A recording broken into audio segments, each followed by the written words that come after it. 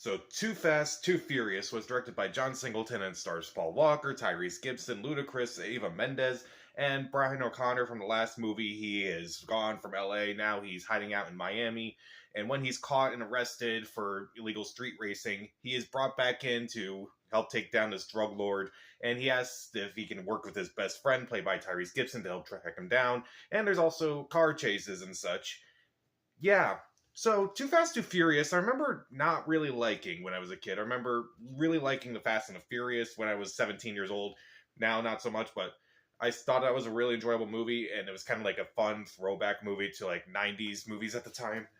And kind of like 90s movies that were, over the top and such, it had a ridiculous sequel where hardly anyone from the original movie appears, and a storyline that has absolutely no purpose whatsoever. This movie is bad. This movie's not good, really. It almost is almost so bad it's good, but it's not even like good enough to. It's not even bad enough to be so bad it's good. It's just kind of bland, if I'm being honest. And I know a lot of people like to mock the Fast and Furious franchise, saying, "Oh, it's just all over the top stunts, and everything's just so cartoonish and so ridiculous, and it's just become so crazy over the years that it's just ridiculous." Well, Too Fast and Too Furious may have been the first example of that, if I'm being honest. This movie gets so cartoonish at times that it's honestly ridiculous. So, is there anything in this movie that does work? Well, Paul Walker and Tyrese Gibson are good for a while. Like, their chemistry is really good. You can definitely tell that they're really good friends, like, off screen as well. And also, Ludacris also gives a good performance, surprisingly. I honestly am not surprised looking back at it. It's like, I'm not surprised they brought him back for the other movies. He's actually really good in this movie. And again, I feel like there's a lot of moments in this movie where it could honestly qualify as a movie that's so bad it's good. Particularly this opening race in the beginning of the movie where Brian just shows up because he needs money. And they're racing and such with characters who are, they don't really do anything in the movie. And Brian, like, he uses the NOS and it just jumps over the other car over the bridge. It's so ridiculous, and it kind of it was the catalyst for, like, how ridiculous this franchise is gonna get. So, yeah, some of the CGI in this movie is pretty bad. Now, the CGI in the first movie wasn't really good. It kind of looked like computer graphics, but it was mainly used for, like, whenever they were just using, like, the NOS in that movie. This movie, it kind of uses CGI a lot more, and it was so ridiculous, it was so over the top, and I just didn't like it. Also, the characters, now, admittedly, the characters in the first Fast and Furious movie are not that great, but the characters in Too Fast, Too Furious are somehow worse. Like, the villains were generic in the first movie. Here, the villain is even more generic. I didn't even remember his name. I don't even remember, like, all the awful things he did. I remember he was, like, a drug lord. Eva Mendes as the love interest is also not very good, unfortunately.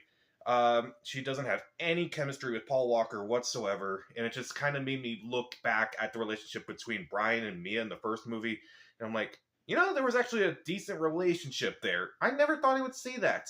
And it also, there's a lot of cringy dialogue in this movie. There were so many times where I laughed at a lot of lines that were said, particularly from Tyrese Gibson. And I'm not going to act like this movie was supposed to, like, have, award-winning dialogue or anything like that. But some of the lines here are just so ridiculous, and they say them so seriously. And it's just so ridiculous that they would say some of these lines. And honestly, there's not a lot of chemistry between a lot of the characters. I kind of believe the chemistry between everyone in the first movie, but here, not so much. Like, you have a couple people who are racing in the beginning, and all of a sudden they're back at the end. It kind of doesn't really make sense, except for, like, Ludacris, but other than that, I didn't really care for a lot of the characters in this movie. There's a lot of ridiculous moments in this movie, too. Like, there's this one guy who's, like, he's being held down, and it's Brian and Roman, I believe his name is. They're brought in, and this cop who's, like, a dirty cop, he's being interrogated, and in order to get him to talk, they put a bucket on him, and there's a rat in there, and so they just heat up the bucket, and the rat's, like, going around. I'm like, this is just ridiculous. That is just insane. How is that even possible? It's so bad. It's so bad.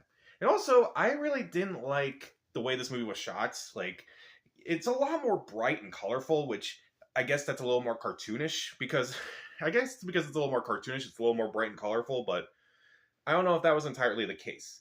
And it kind of is like in this weird space where it wants to be as fun as possible, and yet it also wants to take itself a little bit too seriously.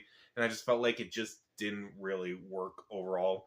And looking up information about this movie, John Singleton, who directed it, he was like, I wanted to.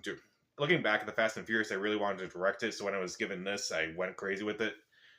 It kind of shows, and I just feel like it just doesn't work for me. It just isn't as fun as the first movie was. Even it was just it doesn't even qualify as like a movie that's so bad it's good, because like there are moments where it's like it's clearly just trying so hard to be like really good, but like they're trying to take itself so seriously, but I can't laugh at it because it's just so bad. The only times when I am laughing are when they just say really cringy lines and they take it seriously. And again, just some of the ridiculous and over the top action scenes, and it's just so boring to me. Like, I just didn't care for Too Fast, Too Furious. It wasn't fun. Even though there were some good performances, I really just couldn't recommend this movie. So I'll give Too Fast, Too Furious 1 out of 4 stars. Skip it. So, what's your least favorite Fast and Furious movie? Comment down below, subscribe to the channel. This is Pat. Stay safe.